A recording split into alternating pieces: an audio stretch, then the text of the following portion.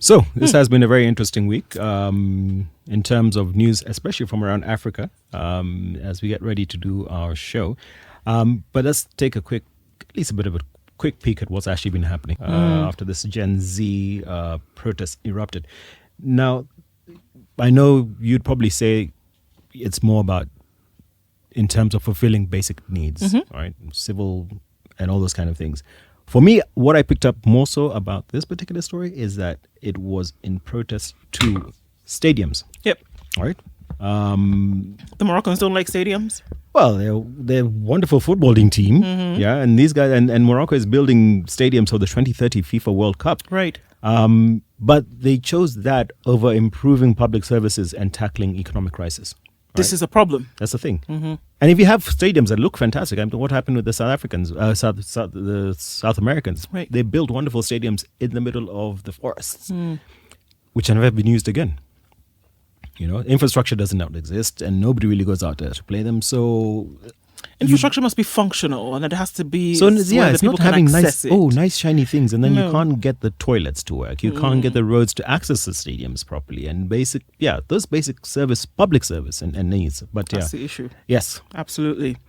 And we're seeing the same kind of thing happening in Madagascar, where Gen Z are embroiled in the latest round of Gen Z protests, or rather youth-led protests. It's been anger over shortage of basic necessities here. We're talking about healthcare, education. President Rajolina has been in power, they say, and we've not seen a change. So they said, you know what? Get rid of it. Well, he said, you know what? Let me sack the entire government. Gen Z said, that's not enough, buddy. We need to see that we're actually having the provision of these things, or we'll run you out of town. And it looks like that's the wave that is spreading fast. It sets an interesting precedent in the sense that Gen Z can turn around and say, listen, we're not happy with what you're doing. But in this case, it was not so much we are going to protest to get you out. Right. We are just upset, right? We need you to behave, get things done, or get out, basically. Malawi actually did a very different thing from that perspective, in that they actually then put their foot down and say, you know what, I'm going to vote you out because I'm not happy with what you're doing. And it's not about the party, it's not about you as a person, but then we need basic needs. We need it to work. So we're going to punish you, and we're going to punish you at the ballot, which is an interesting way of and it worked. Yeah, you know, it did. Sorry. All right, go ahead. The other person, or the other thing that's making news in Africa, Robert Mugabe's son, he appeared in court on a drug charge. All right. Basically, he was busted going the wrong way down a one-way street. They searched his car and they found a black sling bag, apparently. And they found 2 small sachets of cannabis. Well, there's a case for men following directions, isn't it? Or at least asking for them. Can you imagine if he had actually asked for directions and followed directions? You would not have been in court. That's a very interesting way of looking at it. So but he's been charged, and apparently this is not the first time either. You know, back in 2023, him and his wife, or his widow, were arrested over allegations he damaged property and spat on a police officer at a party in Harare. That was back in 2023. But 2 grams of cannabis, 2 sachets of cannabis, 0.02 grams. Is it illegal in the state? That's what I'm wondering. If it is, it's probably the issue. Yeah. Isn't it? Yeah, I suppose it's not how much. It's that it is, not how much. All right, let's round things off with the news of the death of Jane Goodall at the ripe old age of 91. And we remember the work that she did as a scientist, but also one who studied the behavior of primates. She dealt heavily with chimpanzee and gorilla, and she was often in DR Congo, Rwanda, Uganda, and paved the way, they say, for many a woman scientist to also enter into this field. And she bows out at that age. Age 91, and that was on the 1st of October, and the 2nd of October was the International Day for Older Persons. So she'd have definitely been among those alumni, or rather, those elite who were there. Not elite per se, but people who were recognized for the contributions they made. In the club. One of the most interesting things that came out of that story is the fact that she had a chimp called Flo. And people have been so emotionally invested in what Jane Goodall was doing. When Flo passed away in 1972, the Sunday Times actually ran an obituary. For her. Very interesting. You know? It speaks to the impact of her work, isn't it? It does. Right. So what impact are you leaving? Oh, not with chimpanzee, that's for sure. All right. That's what the week that was looks like, taking stories from things that are happening around the African continent and indeed the world. From Cairo to Cape Town, Lagos to Lamu. 54 nations, one continent, countless perspectives. Hi, I'm Waweru and Njoroge. I'm Okoh. Welcome to Panel 54, a global perspective through an African lens. This is the podcast where we unpack power, policy, people, and the paradoxes that define our time. With nuance, with history, and a deliberate commitment to context. This isn't punditry, it's perspective. It's not a briefing, it's a reframing, and it starts right here.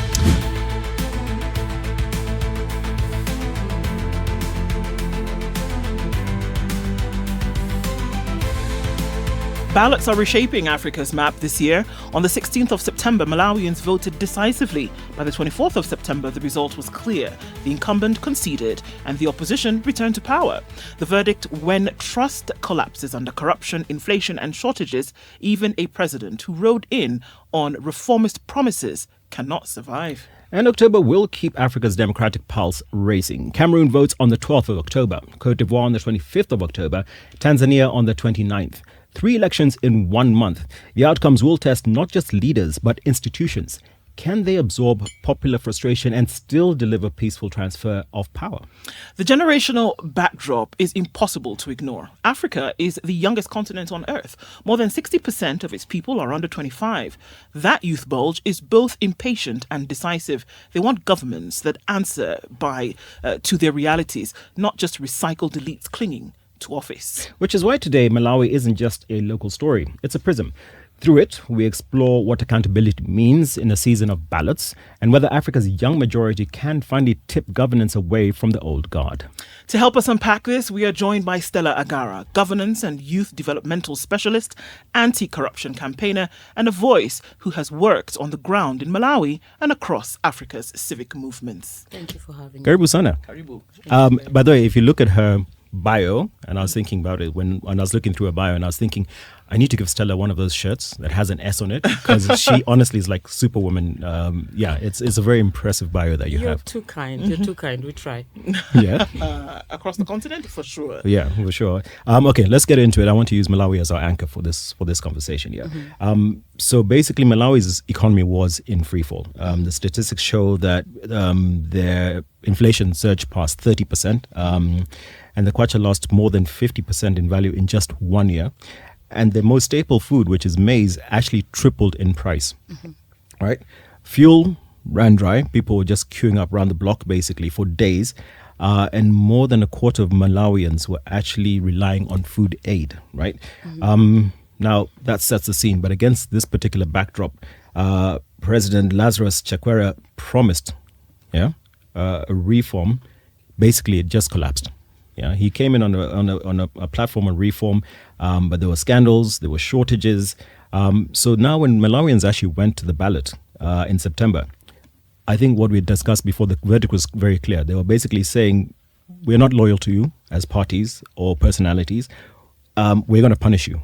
And that's a way of showing that actually the ballot voting can actually work. But my question then becomes, was this election and what actually happened with it a forward movement for Malawi's democracy, or was it basically people saying, listen, we're fed up, we're going through a lot of economic pain, and this is now actually political backlash, as opposed to saying, we're looking for a new kind of leadership?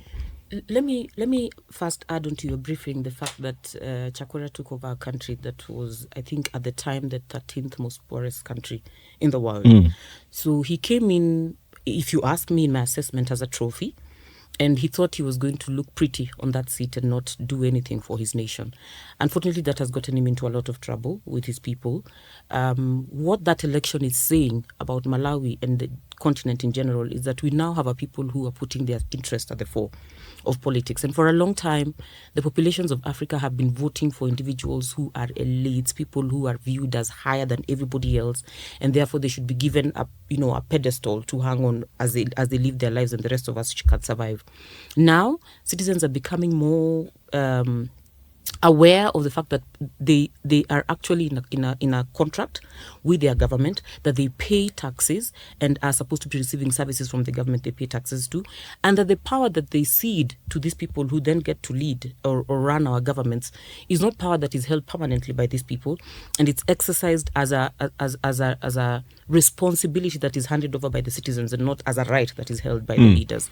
So for me, Malawi, for the second time, by the way, is announcing that the people, number one, will choose who they want to exercise the power.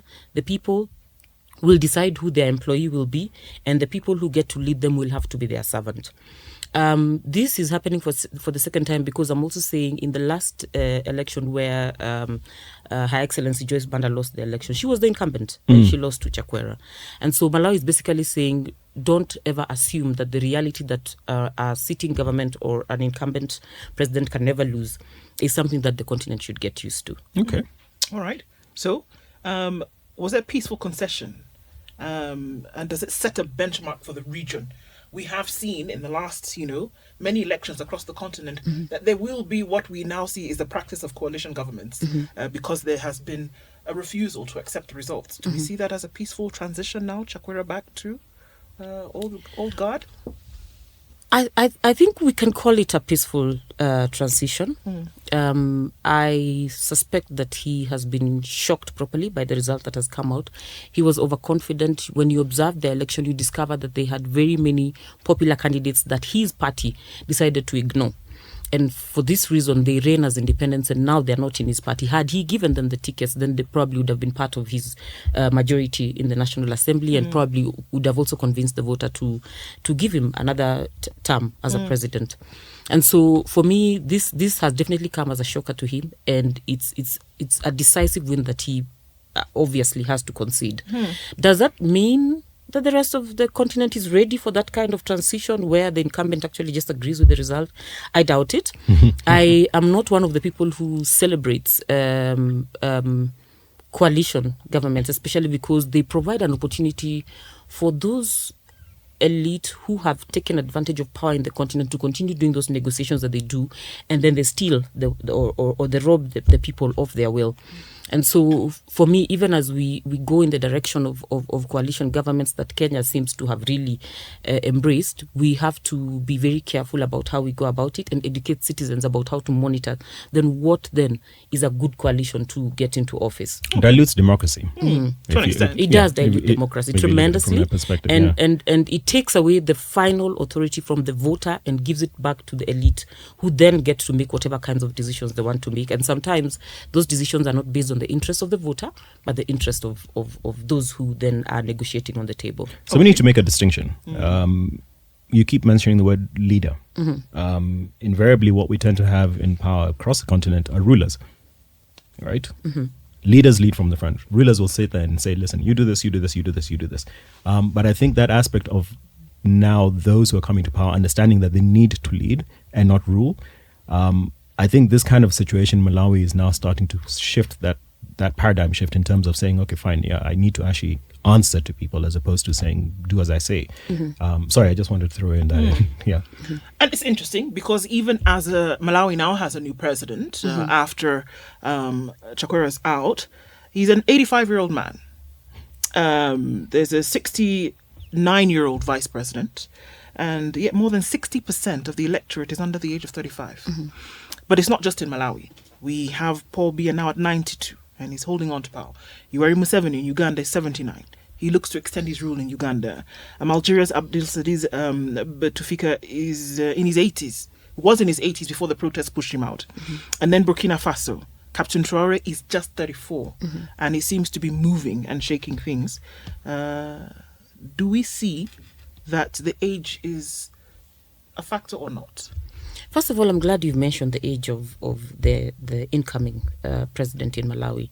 It's one of the things that really troubles me because democracy has also found a way sometimes of recycling leaders who probably should not be on our ballot paper. And I'm going to sound very controversial when I say this, but the reasons why this gentleman was first removed from office the first time was because of the same reasons that Chakwera is leaving office. So I've been pondering over the idea that maybe something has transformed about him that I have not seen happening, I am not at this point confident, and I'm one of those people who's a bit pessimistic about whether he'll be able to deliver the Malawi that Malawians want.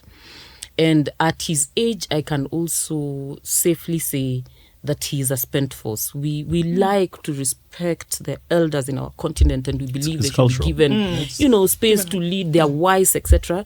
But there's a certain place that you get to where you're not as agile as you need to be to offer the kind of leadership the continent needs, especially at a time when the continent is dealing with the current challenges. Number two, you probably do not have any more dreams, to give the continent. And so for me, I'm concerned about whether there's anything is going to deliver for the continent. That is a truth and a reality for Bouteflika. It's a truth and a reality for the president of Cameroon. There is nothing new that they can offer to our leadership. As a matter of fact, when we now have presidents who are in hospital 3/4 of their term, you wonder who then is running the nation. And any time when you do not have a decisive leader who's running government, it basically means all kinds of cartels have an opportunity to fight over that power, quietly take over, run the government for a period of time, probably run down the country. And so countries like Cameroon find themselves in a very difficult situation, and I can see them getting very uncomfortable about the situation they have. Is there a move towards addressing the question of very old people being in power? Absolutely. I think the protests that we have seen happening, definitely Kenya is a step ahead as far as those protests are concerned. We have seen after Kenya had the Gen Z protests, several other countries had protests, including Tanzania. Of course, they were stopped a night before. Angola, Nigeria attempted. And of course, there was a clampdown. So we can tell that the elite who have been holding on to power are not willing to let go of that power without a fight. Okay. But there is a force coming from the young people in this continent saying it is time for this leadership to be replaced. Not all of them are willing to take over leadership, but I think there's a good number that has had, some kind of access. Unfortunately, I feel like the mentorship process has not tied up the knot properly. So in every single one of these protests, one of the things I'm seeing is a serious gap in terms of leadership that is prepared to take over once the old have left. And that's a conversation that we must address quickly. Now, when you talk about the youth, sorry to interrupt, when you're talking about the youth, and there's something I want to look at in terms of what work you've done in Malawi, basically, and across the continent. What tools or what practical levers do the youth actually have that they can actually pull that would allow us to successfully influence governance? And I think that's where you're now, that gap. So I have a lever I can pull and try and influence, but is it a lack of knowledge in terms of how to use that tool, how to use that lever? And then do I know the outcome in terms of, fine, I have influenced government, and then what? Okay, that's an important question. And for me, it's not just important, it's also a very personal question, because my work around the continent has been about building the capacity of young people to contribute to governance, to demand accountability from governments when they're not inside government, and then, of course, eventually to find their way into governance processes. One of the first proposals I would make around this, and it's not just a proposal, it's tested, is education. Education in general, like going to school, because you need to be educated. But number two, understanding government, understanding the policy making process, and understanding what's going on around you. A lot of the policies that are put in place are normally to solve problems that are happening in our communities. But the actions that are taken by our government sometimes do not respond to those problems. They actually respond to the need to create business for an elite group, and I keep calling them elite, who have been benefiting from the problems of the continent. So education is extremely important. Education on the policy making process is critical, so that when you're outside government, you know how to intervene and influence policies within the National Assembly conversations on the street, ensuring that the pressure towards government to demand accountability is on. Countries that have managed to put pressure on their governments across the continent have better outcomes as far as development is concerned. I'm looking at South Africa. I'm looking at Kenya, countries that have put pressure on the government so much that the government can play games, but then they have a limit as to how far they can go. And then we have seen countries where no pressure is put on government and they continue to wallow in whatever troubles they find themselves in. The next thing that I strongly recommend is active citizenship. that nobody is too young to participate in politics, understanding that every person must begin to understand politics. And I contend that it should happen as soon as they become conscious. When children ask questions on the dinner tables in Kenya, I think the conversation should begin. If they wait until they are in high school and then they just all of a sudden become conscious of what they need to be influencing, the opportunity should present itself. So for me, it's creating spaces across the continuum of a young person's growth where they can actually be able to input. Is it clubs in schools? Is it opportunities outside of school, camps where they get to interrogate what's happening in the society? You know, and then beginning to show them how even the simple solutions that they present impact on how, you know, conversations around governance are held in their country is extremely important. The other thing for me is legislating on the participation of citizens. So the inclusion of laws in the Constitution up to that level on assembly, participation, what do you call it, picketing, you know, petitioning, knowing who to petition so that you're not just making noise on the streets, but when you're targeting, you target the right person. Yeah. When you recommend that somebody should be fired, you're not just saying that the whole government should go, but you're saying this person must go because of 1, 2, 3. It will really, really transform the conversations in our continent. The last one is Pan-Africanism. Okay. I like how it's playing out with Gen Z. You know, our fathers were what do you call it? Nurtured into that conversation because they were told stories. But Gen Z have taken up Pan-Africanism without respect to whoever fought before. For them, it's a genuine love for the continent. And I'm thinking, if we are a wealthy continent, if we have means, if we have access, if we have exercised leadership before and we have some history of how we used to transition leadership, we have some form of democracy that existed, why don't we interrogate what we had and begin working to improve that from where we sit? You know? And for me, the questions they've been asking have transformed the leadership conversation, which is what is confusing the elite. And I like it. I love the confusion. I hope we sustain it for a very long time, because when those two ideas contend with each other, something beautiful will be back. Will come out of it. Okay. Young people. I'm going to come back to what you talked about in terms of accountability. Actually, just the same kind of train of thought, just I want to shift it slightly. The aspect of accountability. Now, Chakwera was removed because of corruption scandals, right? I think there was aspects of fertilizer, there was multi-million-dollar bribes, but Malawi does not stand in isolation. We have South Africa, where state capture has basically hollowed out entire institutions, and now they've gone into a coalition government. Nigeria, there was issues of subsidy, basically subsidy fraud that basically drained billions. Senegal is another one that actually pops up on that radar. And basically there was debates about natural gas and oil contracts. And outside of the ballot box itself, now we've got frustration spilling into the streets. And you've just mentioned just now, Madagascar, right? Citizens went to the streets, and they went to the streets because of crippling blackouts, right? And aspects of water shortages, just those two things, and various ones you mentioned. So they did not go to unseat the president, but basically to demand basic rights, dignity and service. So with regards to the way you have engaged, you've basically done campaigns across Africa. And the one that you actually stood out for me when I was looking at your bio was the aspect of tax justice and illicit financial flows, all right? Why is financial accountability the keystone to governance reforms? I think you did touch on it initially. And how do we connect it to lived realities of us as citizens, especially the youth? Financial accountability is at the center of development and basically our governance conversation, because it is resources that run government. When citizens get into a social contract with any government, they are giving up power and they're giving up their resources in the form of tax so that they can be able to receive development, and everything that they need can be facilitated for them. When a government does not serve that purpose, it either means those resources are getting into private pockets or getting into external pockets, and therefore it means the people themselves will suffer. When resources are taken out of the economy into private pockets or into, external pockets, it basically means there are people within the economy who have to forfeit what they need in order to be able to survive. I like that you have mentioned a few of the examples of scandals that we have in the continent, and they are practically every country has a story on corruption.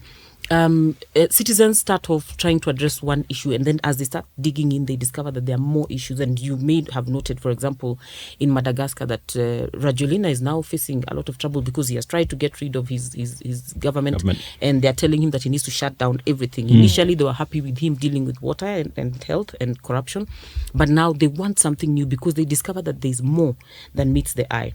We had a similar situation in Kenya. Of course, we were duped out of the result that we were looking for, but eventually, even for Kenya, we are demanding for a change so that there's financial accountability. The continent has been wrought with leaders who are asking citizens to exercise austerity, to tighten their belts, but then they live a very flashy lifestyle, you know. When you notice that your leader is living a flashy lifestyle, it basically means you are forfeiting so that they can enjoy that lifestyle. Sometimes it could be it's as simple as that. It's as simple as that, yes. And sometimes it's a leader who claims that they have worked hard, but you look at their career and their entire career has been in government. So you know they've made money out of eating our taxes.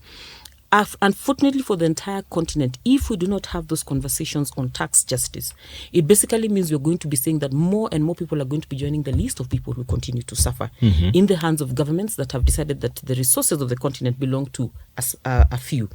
Number two is that we will continue having development that will never benefit the continent. We cannot be called the richest continent.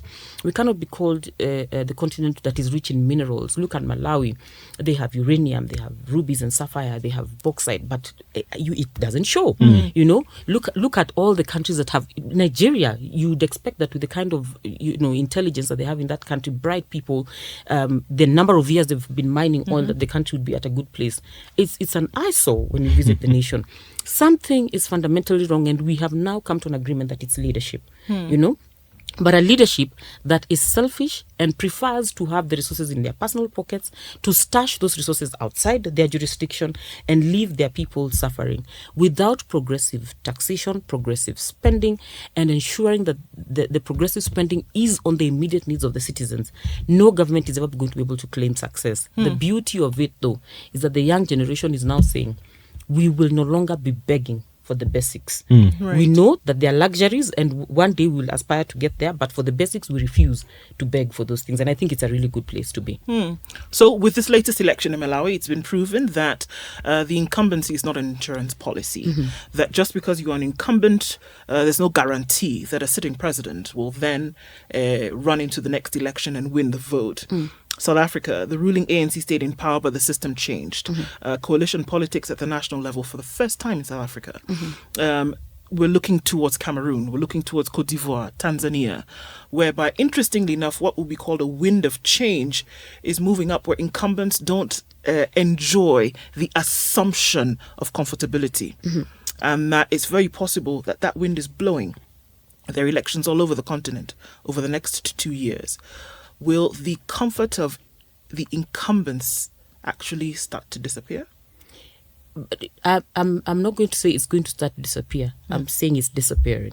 I'm saying it's disappearing because you are now finding young people, Gen Z, who have traveled around the world with their parents on holiday before they even get to a place of understanding governance. And so they already know the difference between a developed nation and what they are dealing with. I lived in Malawi for 3 years and worked there. And on my last day in Malawi, when I needed to travel out of Malawi to come back to Kenya, I remember my flight was at night and I couldn't take off. I had to go back and stay in a hotel that night because at the airport, there was no power to light up the runway. And then the story was that the person who was supposed to clear the fuel, blah, blah, blah, governance, you know, the moment you find yourself struggling with simple safety issues, someone went home and ignored a safety issue like that, someone eventually will become uncomfortable about that. You go to Nigeria and you look at that nation and you enter the airport and you wonder, where has the oil gone to? How can a country have this kind of airport as Murtala Mohammed, welcoming everybody from wherever? And yet they're all over the world doing great things for other nations. Well, other bad things as well. But you really have to ask yourself a lot of questions.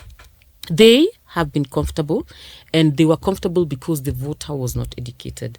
Unfortunately, the voter or fortunately, Fortunately, I was going to the say. voter is very educated now. The voter is uncomfortable. The voter is impatient, and I like that you mentioned it in your brief. And the voter wants to see change and wants to see it now. The people who they had managed to oppress to the point of fear are no longer afraid.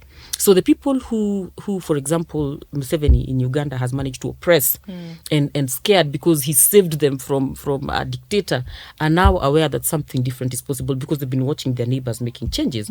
The people who were oppressed for a very long time in Kenya because we had a strong hand in the name of Moi now know that change can happen, and they've realized that the person you put up there is fickle if you can actually reach them, with the questions of accountability. And so their time is up. I can assure you that this is irreversible. And the amount of force that used to be used to oppress citizens is no longer possible right now because of the levels of education, the levels of impatience, and also the ambitions that we have.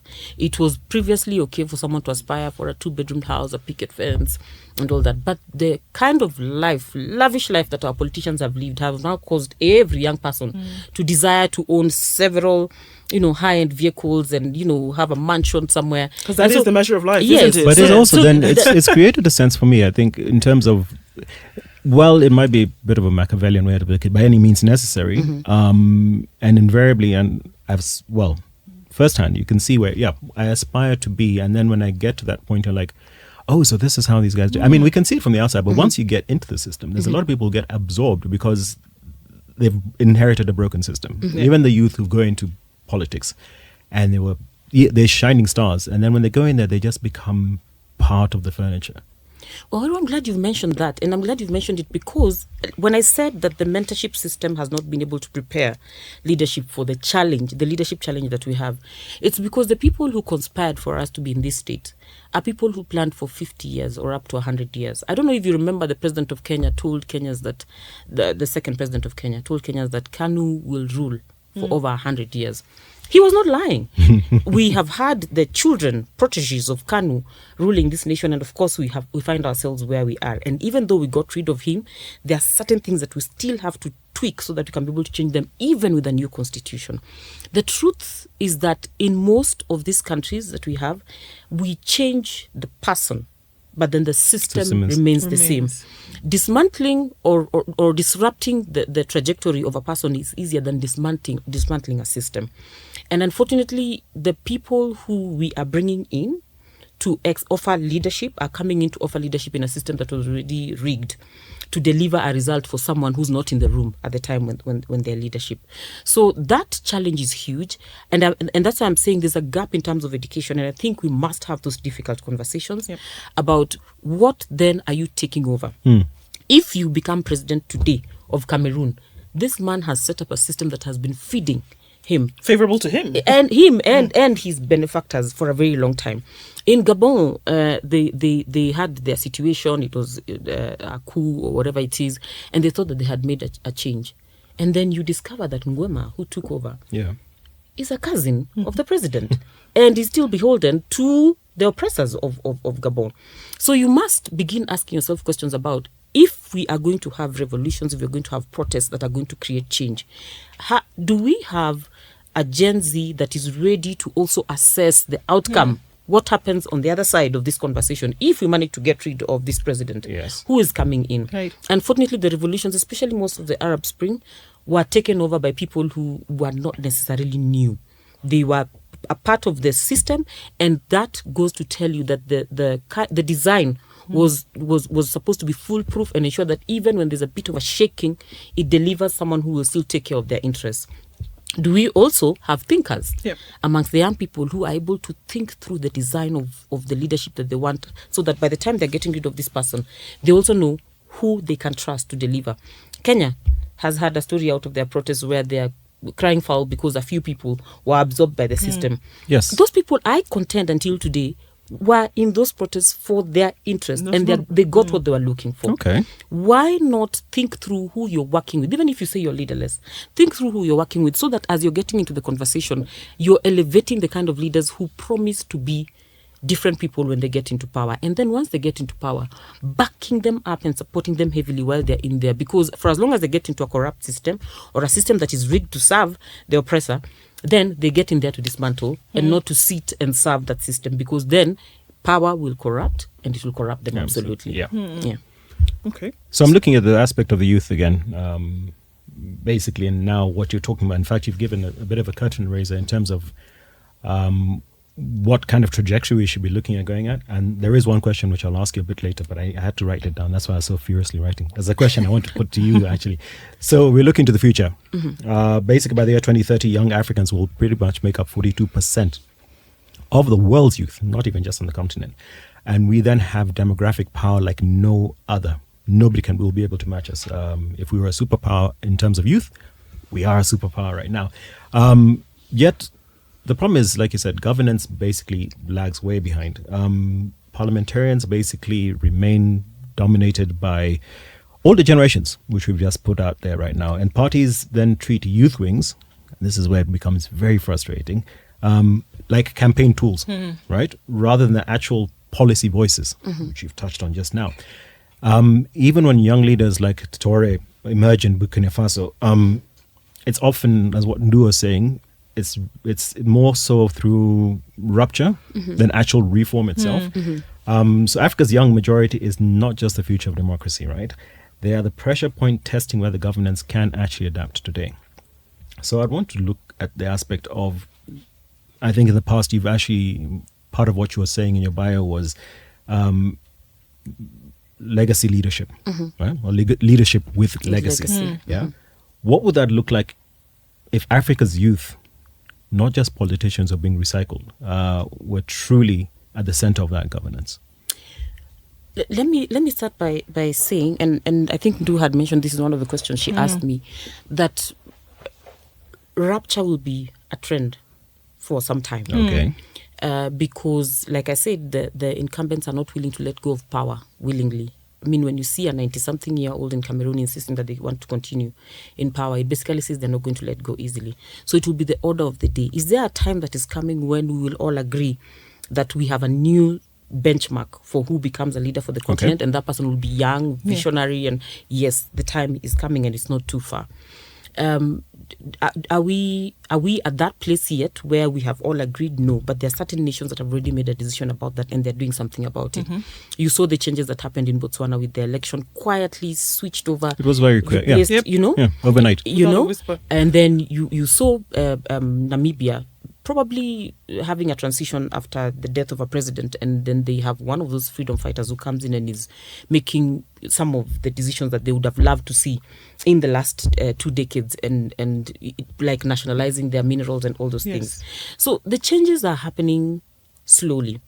Is the transformation complete? It's not. The other thing is that we are beginning to see young people speaking about leadership. Some of them know fully what they want. Some of them just know a part of it, and they're happy to contribute to that and go. We cannot also ignore the apathy amongst Gen Z, because most of them prefer to be in their comfort zone. And I've worked with them for years, especially in the East Africa region and SADC. Majority of them, this is discomfort. Making them go out to the streets is extreme discomfort, because they have found ways to make their easy money, go on holiday, have a good time, work 3 days, 2 days a week, and rest the rest of the week. And so we are now dropping a huge burden on their shoulders. And some of them are extremely overwhelmed by what they have to carry and what they've discovered they're carrying. Do they need some encouragement? Yes, they do. They need some encouragement. They need some push. They need some support from millennials, for example. Millennials have had time to deal with what our fathers did not get a chance to deal with. And so they know how to be heard. They have understood the system because they've watched it morph into different things. However, they are also very absorbed in the ways that they found. And so they need to get some kind of injecting from the Gen Z so that they can act different and aspire for more. Because they got so used to the bureaucracy and they accepted that this is how things are. So those two people have a meshing of ideas and meshing of design in order for them to be able to push differently. Is that a possibility? It is a possibility. Especially because in all protests, we've seen them working together. The Gen Z are extremely disgusted by the level of patience that the millennials have with the existing governments. And of course, Gen Z also need to be regulated a little in terms of how fast they want change, because sometimes when change topples too fast, you cause a disruption that then requires too long to rebuild and troubles. There's a hole that then you essentially must fill. Yes. Okay. What should we do? I think the investment in leadership development is something that is critical and must continue. Personally, I've invested so many of my years doing even free work to just provide training for young people in leadership. What keeps you going? Sorry, I'm interrupting your train of thought, but what I'm saying is, where the point where you just want to throw your hands up and say, I'm done. All the frustrations come if to I play. was to tell you the truth, I have wanted to throw my hands so many times. But when you're called to do some of these things, one of the things that happens to you is that if you try to sleep, you will not. You will not, because you close your eyes and everything in you is looking for solutions for problems that are not in your bedroom. Okay. And so for me, I pride myself as being a thinker. And when I go to bed and everything else is quiet, one of the things that happens before I finally get into that place of rest is that I'm thinking about everything that has come up in the day that requires a solution in the continent.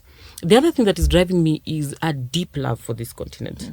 I have had so many opportunities to go and live in every continent in this world except Arctica and Antarctica.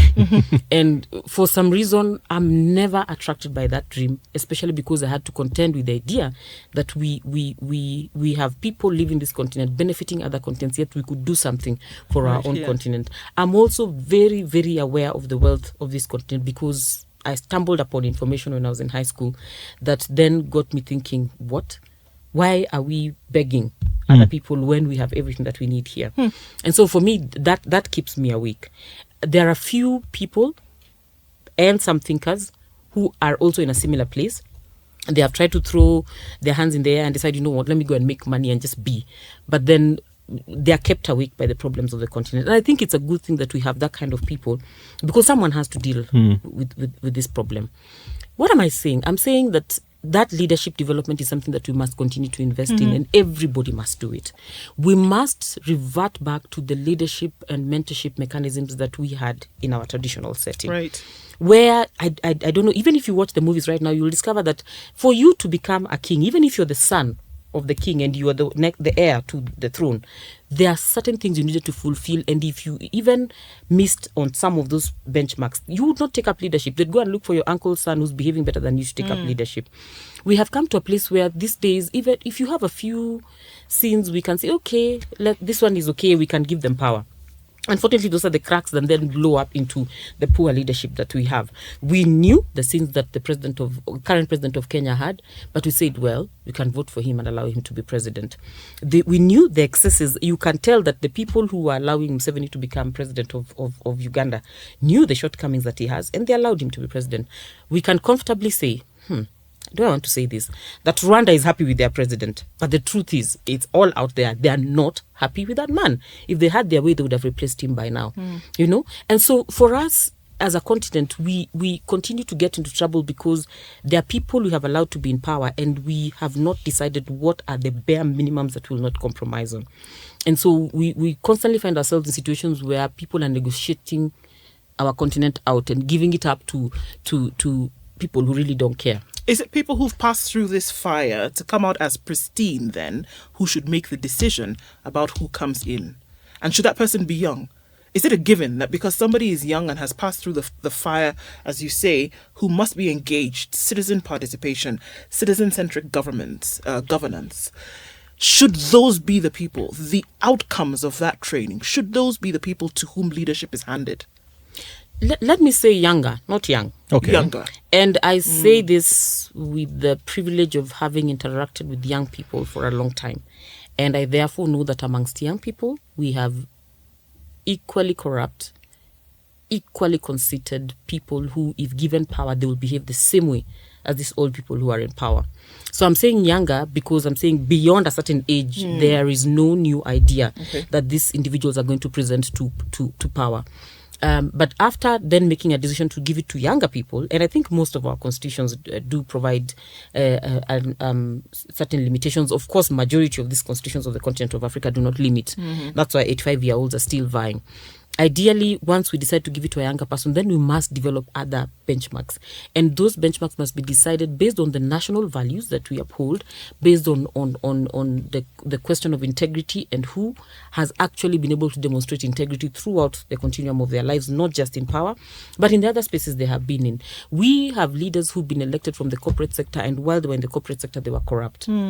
Yeah. And then they come into power and they just perfect the art in government, you know. Okay, as we wrap this up, the other thing is, sorry, we must have a conversation about ensuring that the health of a leader is a conversation. Physiological health. Physiological health of a leader. You cannot have a Tinubu who's peeing on himself, a Kir who's peeing on himself. I have removed excellency on their names deliberately. Peeing on themselves, and of course the president of Cameroon, who is practically bedridden, and they're still vying. What are we saying about our continent? How have the leadership systems allowed that kind of person to be elevated to leadership?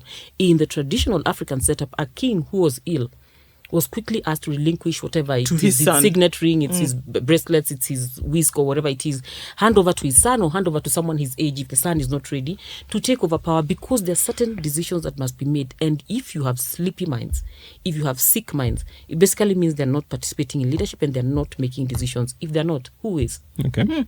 I want to wrap this up. I know, and I'm sorry for interrupting you earlier. I've now changed my mind in terms of the question I wanted to ask you.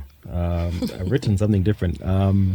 Okay, one of them was going to be if you're president, but I'll come. Well, I'll maybe leave that to do. But so basically, from your perspective, what one single reform, if enforced continent-wide, right, would most quickly reconnect governance to everyday survival for young Africans, basically?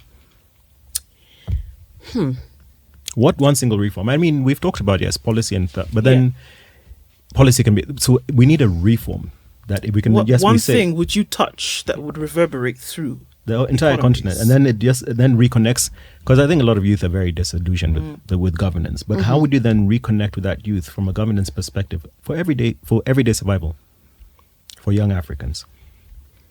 I actually have two things, not one. Bring it. One of them I think I've already discussed in this show. And that's the question of agreeing on what values our leadership must have, and ensuring that those values are understood across the board, so that everybody who gets the right to vote understands those values. As a matter of fact, ensuring that you vet every voter to see that they understand those values before they go to a polling station. The second one has got to do with work that I've done in the last 4 to 8 years. I have been running a youth program that was convening youth in the region to contribute to the regional integration process for the East Africa community. The project eventually grew and morphed into a One Young Africa project, and was now convening youth from the rest of Africa. And one of the themes that we're handling, there were 3: youth in politics, youth in business, and then youth in peace and security. And in peace and security, we were handling the African Continental Free Trade Agreement. And when dealing with the CFT, one of the things I observed is that as a continent, we don't speak to each other.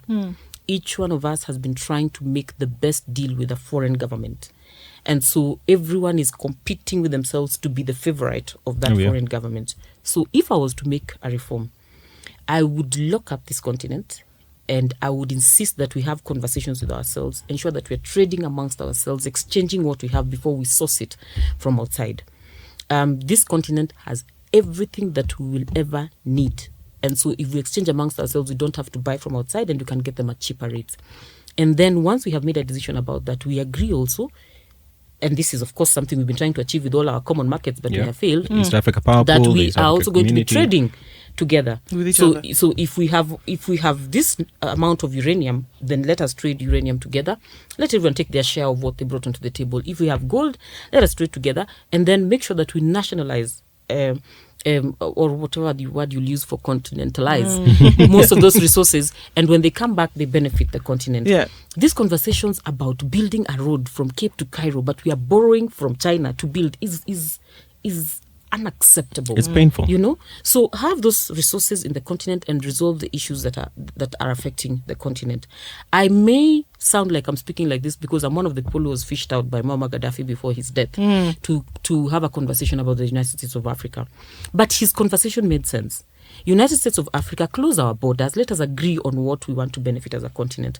Let us reduce our spending on arms and start spending on development and ensure that the development that we have is benefiting our people first before it benefits people outside. Indeed. If we can stop flying out of the continent to come back to the continent, if we can stop insisting that we must present a passport in order to access our borders, and yet I speak the same Luo that the Tanzanian Luo speaks and the Ugandan Luo speaks, I think we're going to make headway. And for me, why I'm telling you that is going to speak to the youth is because the youth don't have the limitations that our fathers had. True. They are moving freely. Labor mobility was a big conversation in our youth in politics conversations. They are marrying freely. In fact, they're excited by the idea of marrying someone from a faraway place. They are able to adapt in any space, and they arrive, and their culture is quite close to each other compared to us who are identifying in tribes and what we eat and whatever. For them, they're excited about trying new things and getting into a space and just adapting to the culture in this space. I think it will, first of all, erase those lines that were drawn during the scramble and partition for Africa and develop new relationships that will eventually get us to appreciate our continent more. Whether we like it or not, that transition is happening, and we'll have to face it. Because the more our borders open for travel, the more we trade with each other, the more the youth are taking services to each other, the more the youth are taking personal relationships to each other. Eventually, they're learning that nobody was supposed to separate us. And the Maasai in Kenya, the Maasai in Tanzania were always supposed to be working together and moving their cattle across the border. That line that was created is unnecessary.